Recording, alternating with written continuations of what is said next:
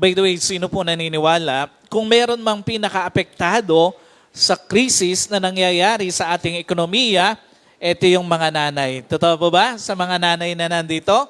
Totoo po ba na kung meron mang pinaka-apektado sa nangyayari ngayon sa ating ekonomiya, doon sa krisis, alam niyo po, yung mga nanay na nagbabudget sa bahay.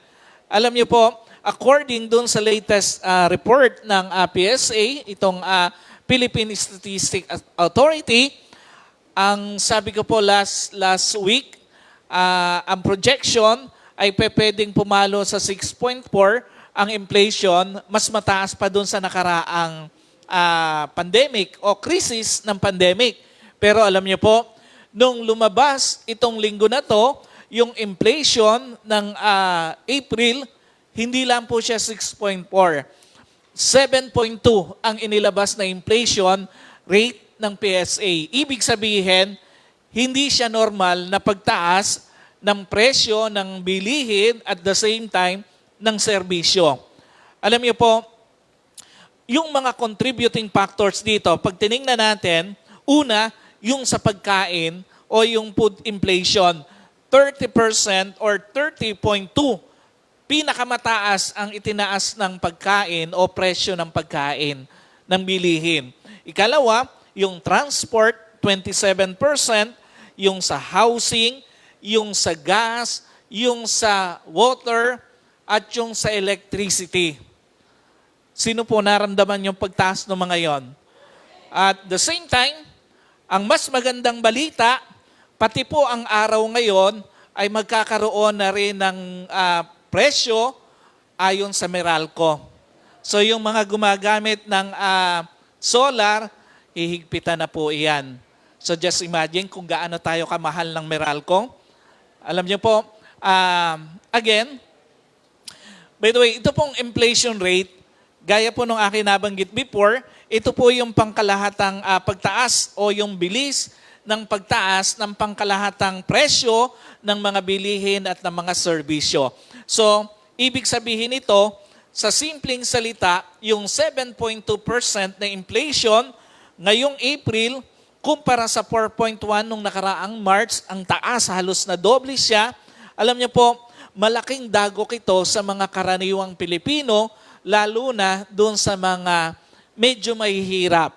Kasi po, ito ay sa pangkalahatan. Pero, pag sinukat mo pa siya doon sa mga mas mahihirap, lumalagay na 8 point something ang inflation na nararanasan ng mga mahihirap na mga tao.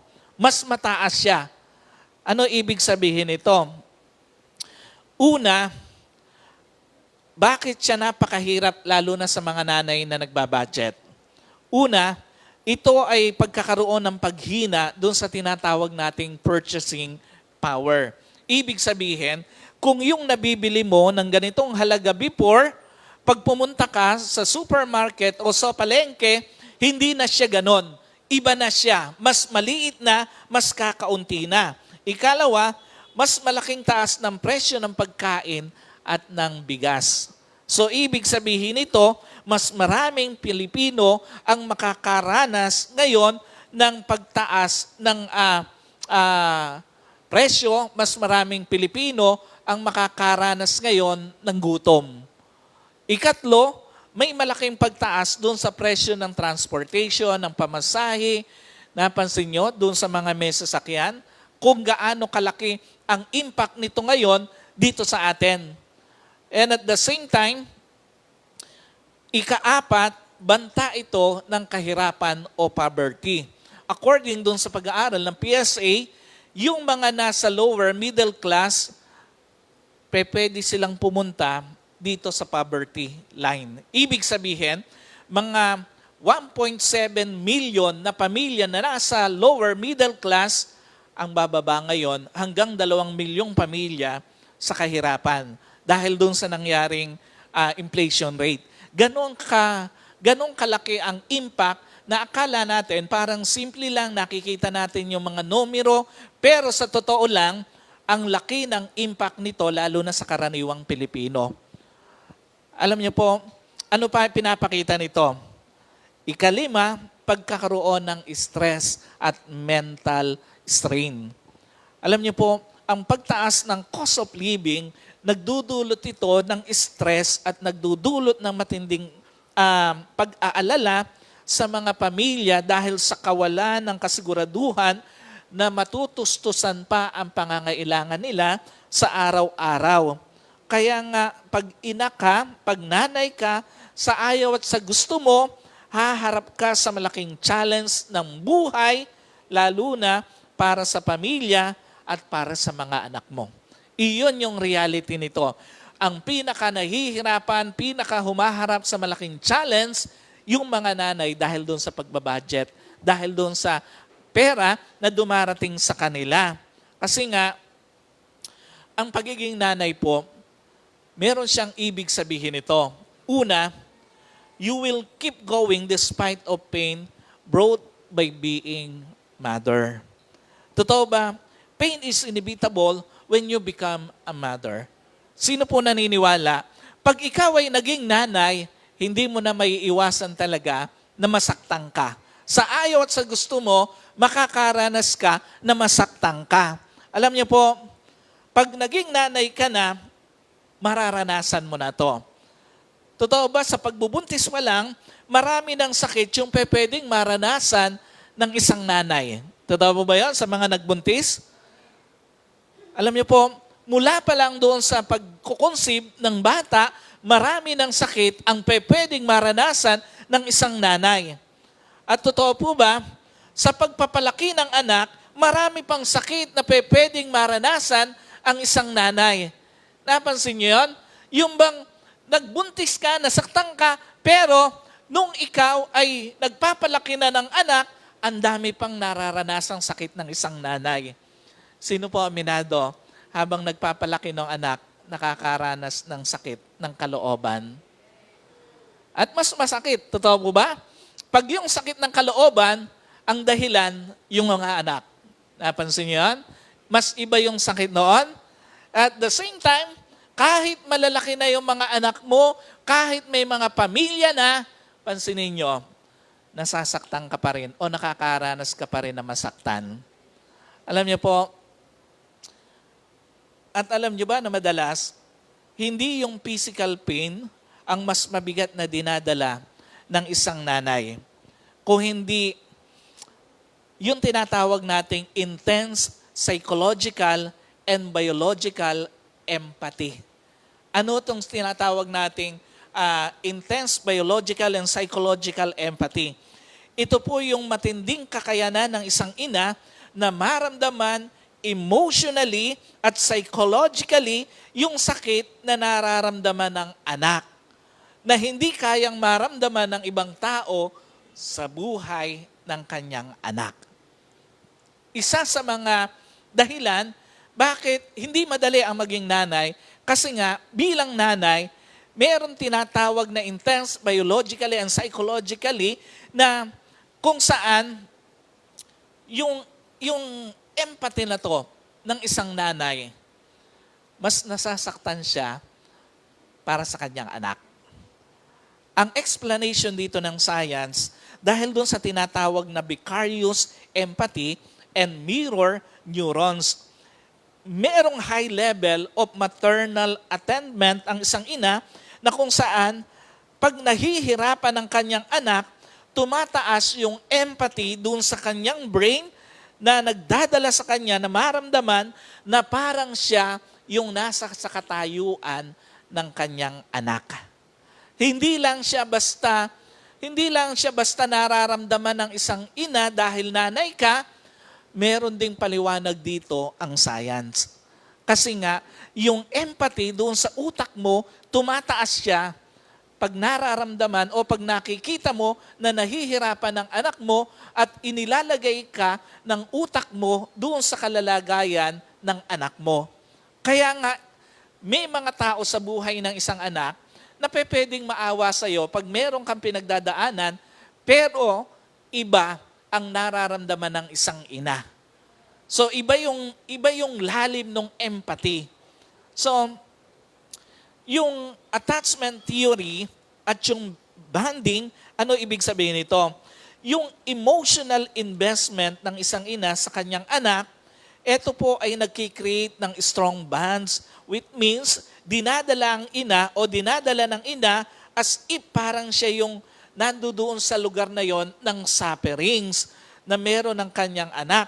Lalo na, ang cause ng suffering ay yung failure in different aspect ng buhay. Napansin nyo?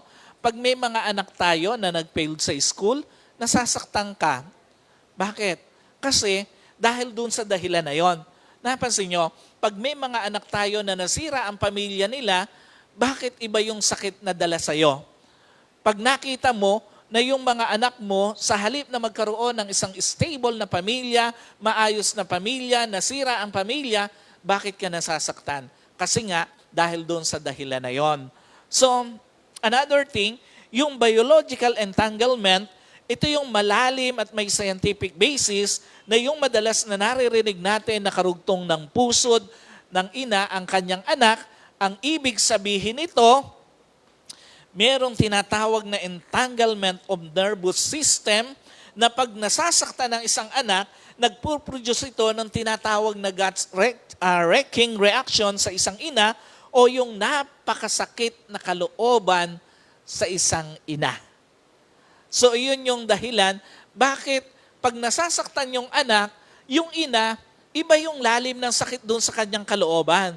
Kahit yung science, nagpapaliwanag na ito yung mga dahilan nito.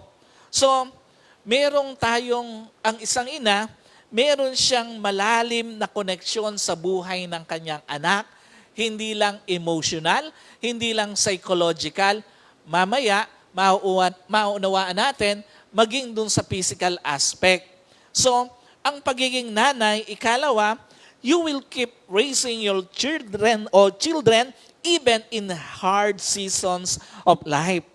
Totoo ba isa sa mga ibig sabihin ng pagiging nanay, yung kahit na nandoon ka na sa pinakamahirap na season ng buhay mo, tatayuan mo pa rin yung pagiging nanay mo. Napansin niyo yan? Yung kahit na hindi na madali sa iyo, yung pinagdaraanan mo, tataguyod mo pa rin ang mga anak mo. At ito ang totoo. Hindi lang ito dahil nanay ka, again, kahit ang science, may paliwanag dito, bakit sa kabila ng hirap ng buhay, patuloy na tinataguyod ng isang ina ang kanyang mga anak. Alam niyo po, unang dahilan, dahil doon sa tinatawag na neurobiological bonding mechanism. Ano ibig sabihin nito? Sa panahon ng pagbubuntis, panganganak, pagpapadede, during pregnancy, childbirth, and breastfeeding, naglalabas ang utak ng maraming oxytins o hormones na tinatawag na oxytin. Ano itong oxytin na ito? Kung saan nagkikreate ito ng malalim na emotional attachment sa kanyang anak. So ito yung isa sa mga nangyayari pag ang isang nanay nagbuntis, nagpadede, nagpalaki ng anak. Alam niyo po, tumataas yung hormones niya at yung hormones na yon, ang tawag doon, oxytin, na kung saan lumalalim yung attachment mo doon sa iyong anak.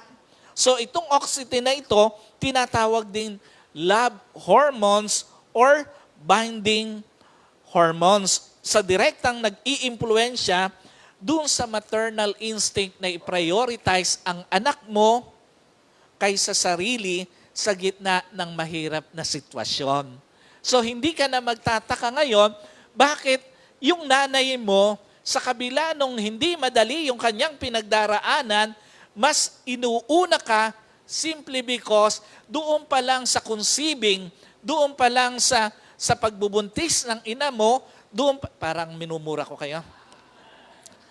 Parang mas maganda nanay na lang, ano?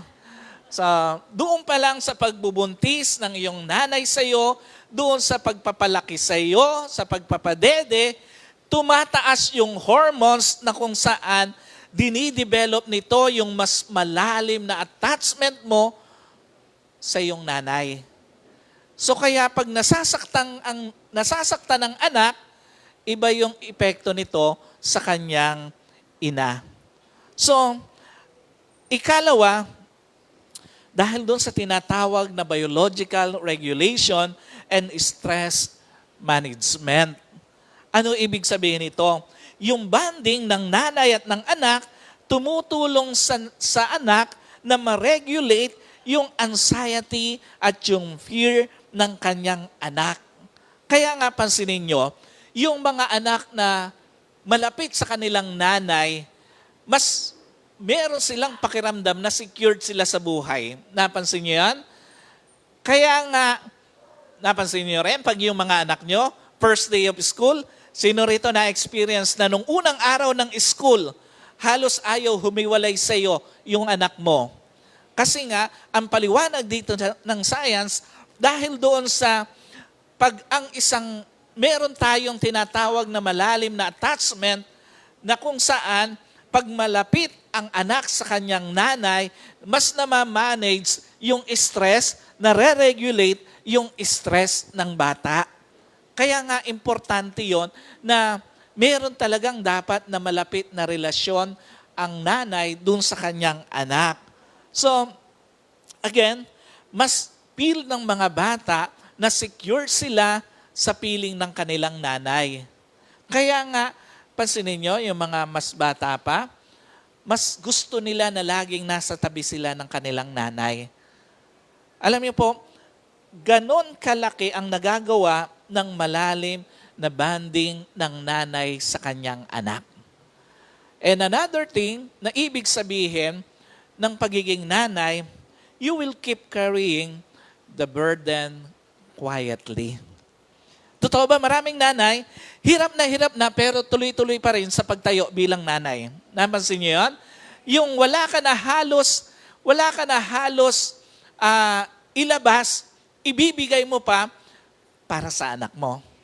Yung halos wala ka nang maitulog, pipilitin mo pa rin maging gising para sa mga anak mo. At yung wala ka na halos lakas, pipilitin mo pa rin maghanap buhay para doon sa mga anak mo. Kasi nga, ito ang ibig sabihin nun. Una, dahil doon sa tinatawag na mommy brain. Ano ibig sabihin nito? Resculpting or muling paghuhubog.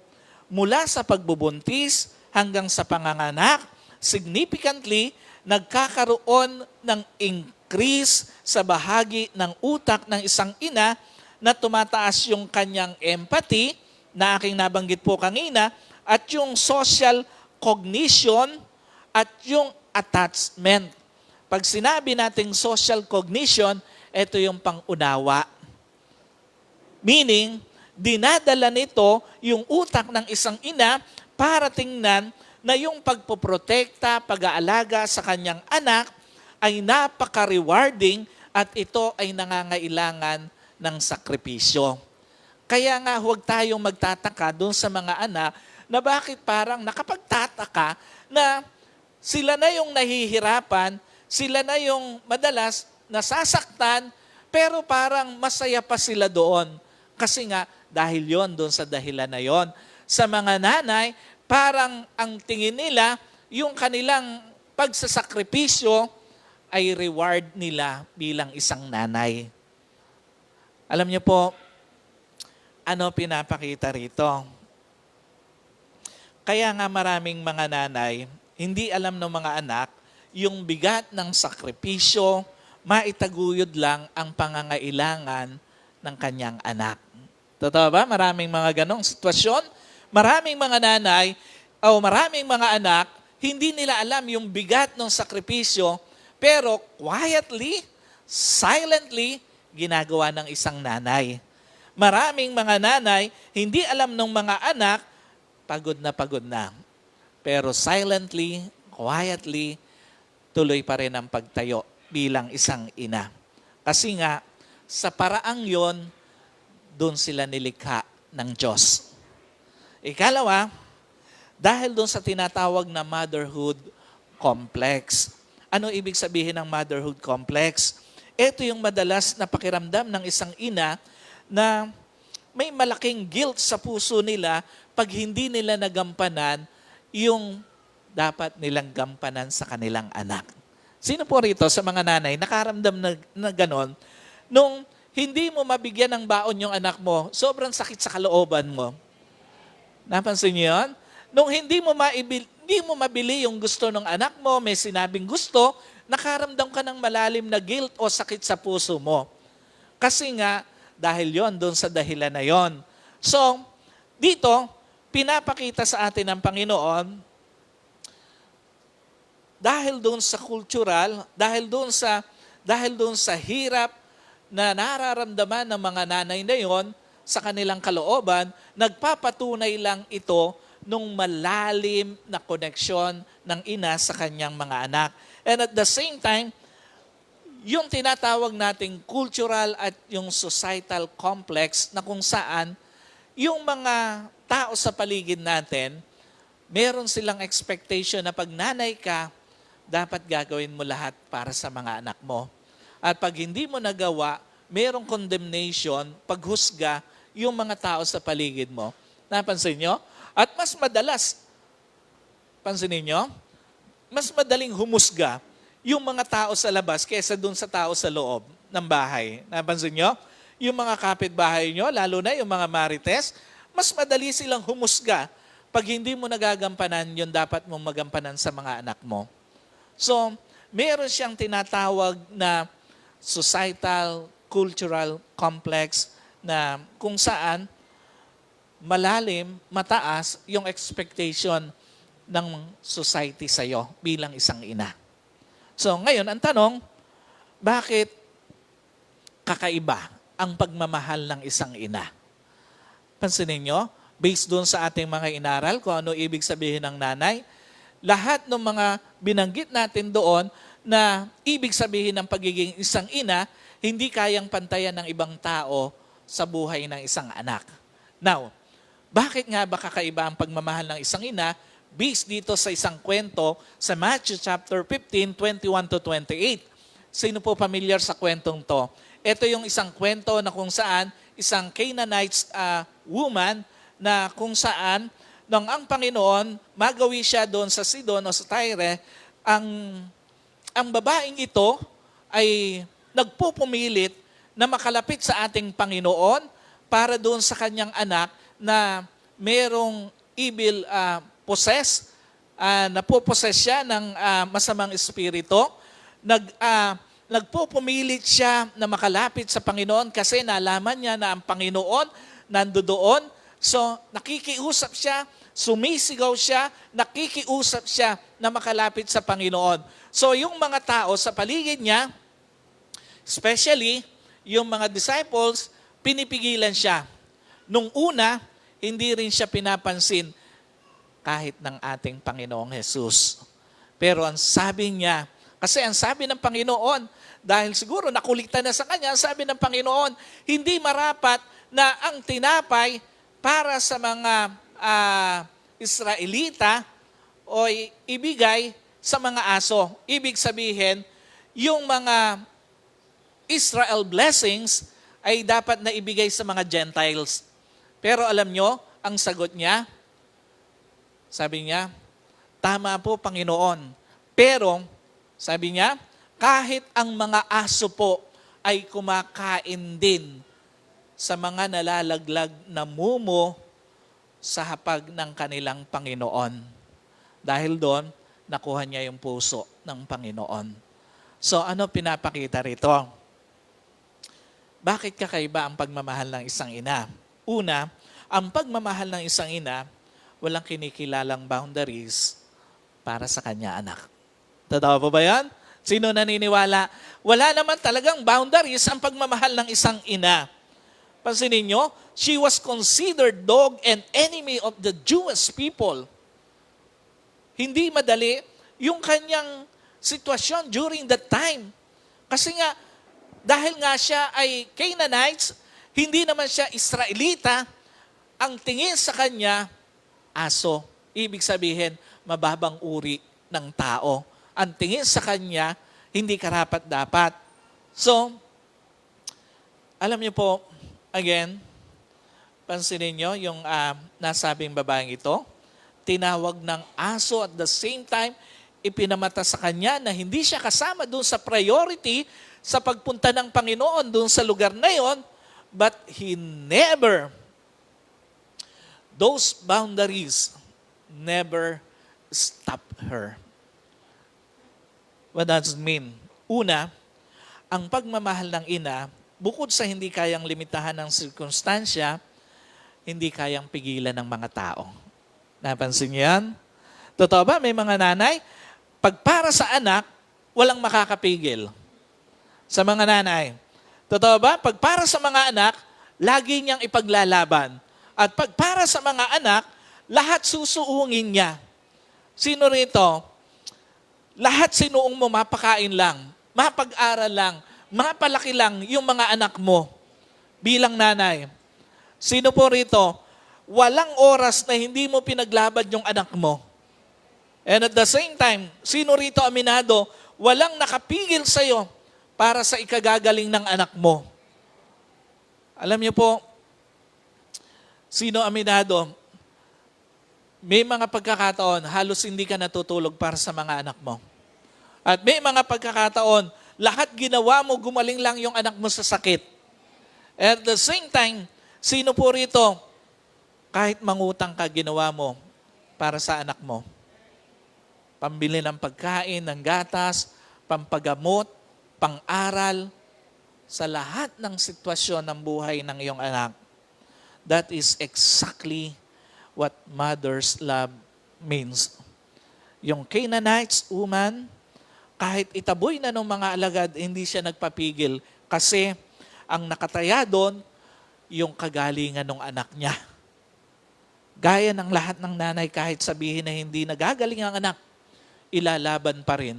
Totoo po ba yun? Sa mga nanay, nung magkasakit yung anak mo, kahit nasabihin na hindi nagagaling, inilalaban pa rin ng isang ina. Gaya po ng lahat ng nanay, kahit itinataboy na, lalaban pa rin para sa mga anak. At gaya ng lahat ng nanay, kahit mag-isa na lang na lumalaban para sa kanyang anak, lalaban pa rin. Napansin nyo? Kaya nga, minsan, parang nakakadurog ng puso yung mga nanay na nagpipilit magtinda, tapos kinukuha yung mga paninda. Alam niyo po, kung meron lang, naniniwala ako, kung meron lang silang choice, hindi naman nila pipiliin yung ganong klase ng hanap buhay. Pero alam niyo po, maraming nanay pinipili yon kasi para sa kanilang anak yon. Ikalawa, bakit kakaiba ang pagmamahal ng ina? Ang pagmamahal ng isang ina, walang kinikilalang pagsuko para sa anak. Yung pong Canaanite woman, she kept screaming and pleading even when Jesus initially ignored her. Tuloy lang siya sa pakiusap, tuloy lang siya sa pagsigaw kasi nga para sa anak niya yon. Totoo ba ang pagmamahal ng ina, wala naman talagang kinikilalang pagsuko? Sino po rito aminado sa mga nanay? Hanggang sa huling hininga ng buhay mo, ilalaban mo anak mo. Hanggang sa huling sandali ng buhay mo, gagawin mo lahat para sa iyong mga anak. Alam niyo po, yung mga nanay, hanggat kayang arugain yung anak, aarugain eh. Totoo po ba? Yung napalaki mo na, napag-aral mo na, kahit nung magkapamilya na, hindi naman natapos yung pagiging nanay mo eh. Napansin niyo yan? May mga anak, kahit na nung nagkapamilya na, kasama pa rin na sumusuporta yung nanay nila. Kasama pa rin nag-aaruga yung kanilang nanay. Ang isang nanay po, hanggat kayang proteksyonan yung kanyang anak, poproteksyonan niya. And at the same time, hanggat kayang suportahan, susuportahan. Napansin niyo yun? Napalaki mo na, napag-aral mo na, nagkapamilya na, pero pag may kailangan, hindi mo natitiis. Kasi nga, ganon ang klase ng pagmamahal na meron ng isang ina. Walang kinikilalang pagsuko, walang kinikilalang boundaries. So, pansinin nyo, again, yung Canaanite woman, hindi siya tumigil sa pagsigaw, sa pakiusap, kasi nga, para sa anak niya yon. Bakit niya ginagawa yon? Ano pinapakita nito? Una, lahat ng ina, mayroon tinatawag na deep biological connection sa kanilang mga anak. Dahilan para hindi nila to sukuan. So, Ano itong deep biological connection na ito ng isang ina sa kanyang anak? Ayon po sa mga pag-aaral, ito yung tinatawag na fetal cells. Ano itong fetal cells na ito? Na nabuhay sa utak ng nanay matapos niyang manganak, na nagiging dahilan para yung anak niya, part talaga niya physically. So hindi lang ito isang kwento na karugtong ng pusod mo ang anak mo o karugtong ka ng pusod ng iyong nanay, kung hindi ito ay may paliwanag na nung ikaw ay pinagbubuntis ng nanay mo, merong nabuhay na cells na ang tawag dito, fetal cells, na kung saan automatic yon, ikaw ay naging part ng kanyang physical body. So, kaya nga pansinin nyo, pag may isang nanay na umuwi sa Panginoon, pakiramdam ng anak, kulang siya. At vice versa, pag may isang anak naman na maagang umuwi sa Panginoon, pakiramdam ng nanay, kulang siya. Kasi nga, ang anak ay bahagi na ng katawan, physical ng isang nanay. So, gano'n naman, o gayon din naman, doon sa akin pong nabanggit, hindi mo talaga pwedeng maramdaman pa na kompleto ka pag may nawala na nanay or anak sa nanay. So ikalawa, maraming nanay, sila yung tinatawag na wind beneath their wings ng mga anak. Sinong pamilyar sa kanta na to?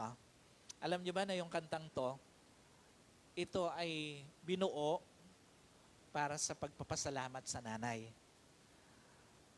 Maraming nanay, pansinin nyo, kahit hirap na, quietly, maghahanap buhay pa rin para sa mga anak. Totoo mo ba yun? Gagawa ng paraan. Kahit walang pera, magugulat ka. Bigla magkakaroon ka ng baon. Magugulat ka, bigla magkakaroon ka ng almusal. Magugulat ka, bigla magkakaroon ka ng pambili ng project. Umalis na walang pera yung nanay mo, pero pagbalik, may dala na. Napansin niyo yan? Sino na-experience na dito? Sa mga anak, sino na-experience yun? Yung umalis yung nanay mo ng bahay na walang-wala, pero pagbalik, dala lahat yung kailangan mo.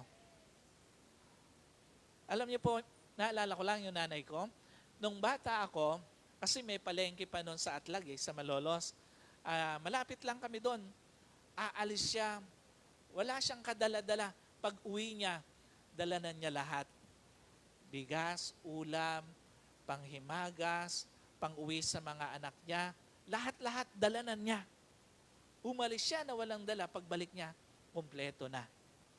Alam niyo po, maraming nanay, kahit pagod na quietly, gigising pa rin. At kahit tila wala nang magagawa, gagawa pa rin ng solusyon para sa mga anak. They are the wind beneath their wings ng kanilang mga anak. Alam niyo po, kahit hindi siya makita, kahit hindi ma-notice ng mga tao, she will lift her child higher sa buhay. Kahit hindi ma-recognize ng mga tao, pipilitin niya, gagawin niya lahat para makalipad lang ng mataas yung mga anak niya sa buhay. Na sometimes, ang kapalit ng sakripisyong ito, panibagong sakripisyo. Kasi nga, para makalipad ng mataas ang isang anak, she has to let them fly, soar, and distance. And in distance. Ibig sabihin, bawat paglalayo ng anak sa magulang, masakit man, pero papayagan ng isang ina dahil alam niya, ito ay isang paglipad ng mas mataas sa buhay ng anak niya. Sino po rito nasaktan nung anak niya kailangan ng lumayo para magtrabaho? Totoo po ba? Nalungkot? Sino rito nalungkot? Lalo na hindi lang dito, kundi sa ibang bansa. Yung parang magkikita na lang kayo pag magbibideo call kayo. Hindi siya madali para sa isang nanay. And at the same time, sino po rito, masaya ka pero malungkot din nung magkapamilya na yung anak mo. Na alam mo na, may magbabago sa lahat. Alam niyo po, kasi nga, bakit kinakaya yon ng isang ina? Simply because you are the wind beneath their wings.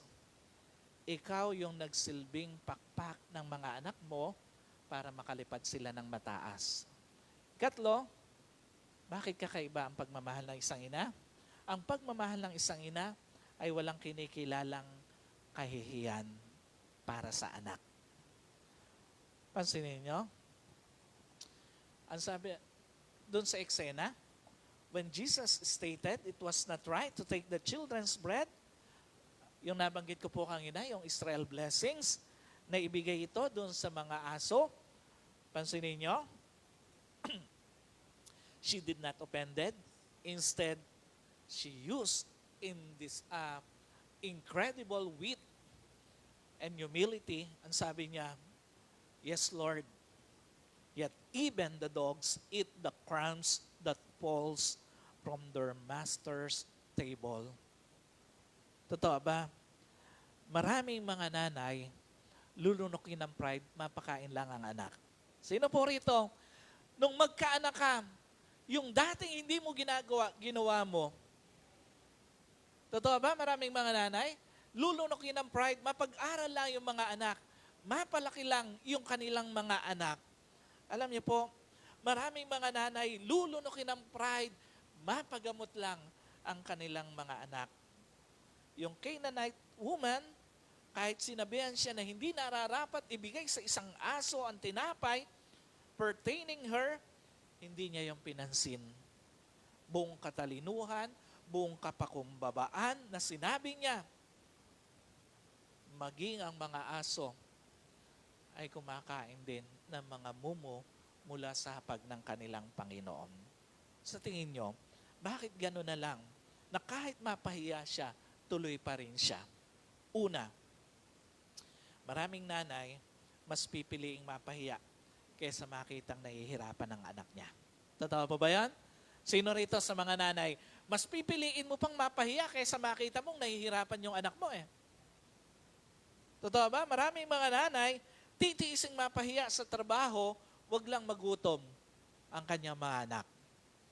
Titiisin mapahiya sa karsada, wag lang magmukhang kawawa yung mga anak niya. At titiisin anumang kahihiyan, mapakain lang yung kanyang mga anak.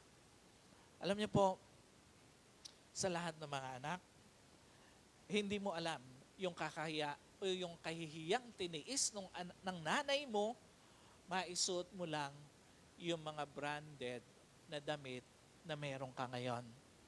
Hindi mo alam yung kahihiyang tiniis ng iyong ina,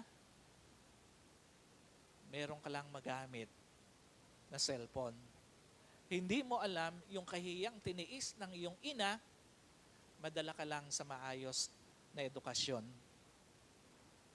Alam niyo po, tandaan niyo sa lahat ng mga anak, bawat pagkain sa hapagkainan na meron ka, madalas may katumbas na kahihiyan na tiniis ang isang ina. Bawat damit, bawat gamit na meron ka, tandaan mo, madalas may katumbas na kahihiyan yan na tiniis ang iyong ina. At bawat pag-angat sa buhay ng isang anak, madalas may katumbas na kahihiyang tiniis ang isang ina. And finally, bakit kakaiba ang pagmamahal ng isang ina? Ang pagmamahal ng isang ina, walang kinikilalang pagkainip para sa kanyang anak. Pansinin nyo, the Canaanite woman, and the only people in the Gospels who engage in a dialogue with the Lord where she seemingly changes his mind. Pag inaral mo yung Gospel, Matthew, Mark, Luke, and John, makikita mo na tanging siya lang yung nakapagbago sa isipan ng Panginoon na nakipag-usap. Nung una, although She pays silence mula sa ating Panginoon, pero nagpatuloy siya sa pakiusap niya sa Panginoon. Ano pinapakita nito? Totoo ba?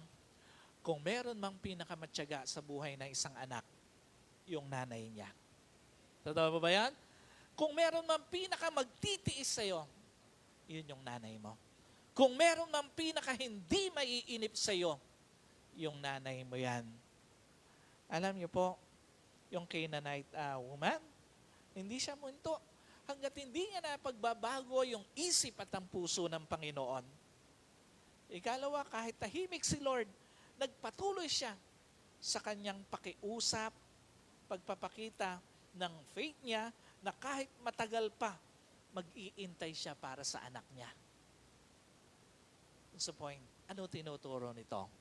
Una, masusubok ang pasensya ng lahat ng tao sa buhay mo, pero hindi ang nanay mo. Sa lahat po ng mga anak, tandaan nyo, maraming tao susukuan ka, pero hindi ang nanay mo. Maraming tao aayawang ka, pero hindi ang nanay mo. At maraming tao kaiinipan ka, pero hindi ang nanay mo. Hindi ko po alam kung na-share ko na to sa inyo. Yung isang nanay na malapit sa amin yung kanilang bahay, kababaryo namin. Alam niyo po, yung nanay na to, ang trabaho niya tagapagluto ng mga merienda sa palengke. Alam niyo po, every time na makaipon na siya, luluwas siya ng Manila sa New Bilibid Prison. Dahil nandun yung anak niya, nakulong, pero hindi siya lumiliban kahit na minsan sa isang buwan, pinupuntahan niya yung anak niya. Madali ba siyang gawin? Hindi. Yung kaibigan ng anak niya, yung mga kaibigan nito, sinukuan na yung anak niya. Yung mga kamag-anak nila, sinukuan na lahat. Even yung mga kapatid, sinukuan na rin yun. Pero yung nanay, siya yung tanging hindi napagod na inip para doon sa anak niya. Ano pinapakita rito ng Panginoon? Marami pong tao, maiinip na gumaling ka, pero hindi ang nanay mo. Maraming tao, maiinip na magbago ka, pero hindi ang nanay mo. Maraming tao, maiinip na magtagumpay ka, pero hindi ang nanay mo. Sa huli, tandaan mo, ang taong maiiwan sa tabi mo, ang nanay mo. Ang taong maiiwan sa tabi mo sa panahong lahat ay tumalikod na sa iyo, yun yung nanay mo. At tandaan mo, ang taong maiiwan sa tabi mo, na kahit siya na lang mag-isa, papalakpakan ka pa, yun yung nanay mo. So church, sa lahat po ng mga anak, maniwala ka, nanay mo lang ang kaya kang mahalin ng walang boundaries. Maniwala ka, nanay mo lang ang hindi susuko para sa iyo. Ang titiisin lahat ng kakahiyan o kahihiyan, mapabuti ka lang. At maniwala ka, nanay mo lang hanggang sa huli ang kayang mag-stay sa tabi mo. Kaya nga ngayong Mother's Day, wag mo lang siyang bigyan ng bulaklak. Wag mo lang pasalamatan sa pamagitan ng post sa social media. Iparamdam mo sa nanay mo ang malalim na pasasalamat dahil siya ang ibinigay ng Diyos sa iyo na nanay mo. So church, again, isa sa mga pinakamagandang regalo ng Diyos sa buhay na ito, lalo na sa mga anak, yung kanilang nanay. So doon po sa mga anak na minsan nakakalimot na para sa kanilang nanay, sa kakaibang pagmamahal na meron ng kanilang nanay, nawa itong mensaheng ito ng Panginoon magpanumbalik ng pagmamahal pagpapahalaga at pagrespeto sa ina ng tahanan, sa nanay na ibinigay ng Diyos para sa iyo. So let us pray. At doon po sa mga anak, bago tayo mag-pray, kung katabi mo yung nanay na binigay sa iyo ng Diyos, pwede bang hawakan yung kamay, pagpaparamdam ng pasasalamat, siya yung naging nanay mo. Let us pray. Panginoon, sa oras na to, binabalik ko po sa iyo ang pinakamataas na papuri. Salamat sa buhay ng mga ina ng tahanan. Salamat, Panginoon, sa mga ibinigay mo, Panginoon, na mga nanay sa bawat mga anak. Pagpalain mo ang kanilang buhay, bigyang katuparan ang dalangin ng kanilang mga puso, at bigyan ng katuparan yung mga nais nila para sa kanilang mga anak. Salamat po. Muli, tinataas ko po sa iyo ang lahat na ito sa pangalan ng aming Panginoong Jesus. Amen and amen. God bless you.